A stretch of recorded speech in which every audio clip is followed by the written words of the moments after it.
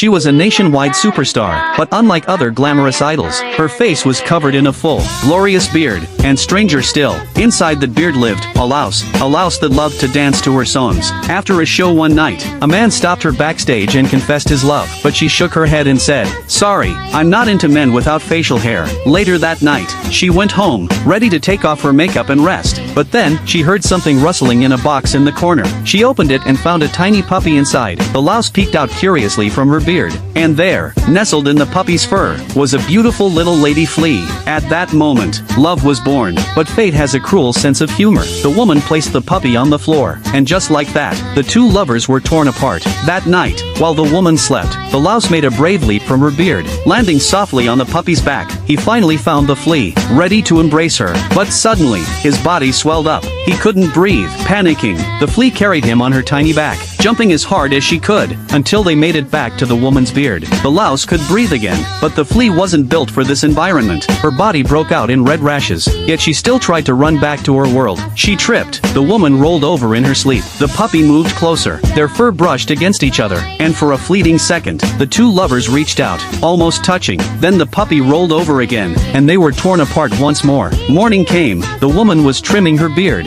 when a bald man walked in holding a bouquet. She smiled and took the flowers, but the puppy sneezed from the pollen, launching the poor flea into the air. The louse leapt up to catch her, but snip, the woman's scissors cut the beard. Both of them fell, right onto the bald man's shiny head. There was no hair, no air, they could barely breathe. Just as they were about to pass out, something miraculous happened. Hair began sprouting from the man's scalp, thick and wild. Turns out, he was half-beast. The louse and the flea were finally reunited, and the woman, she, too, found her happily ever after, with the hairiest man alive.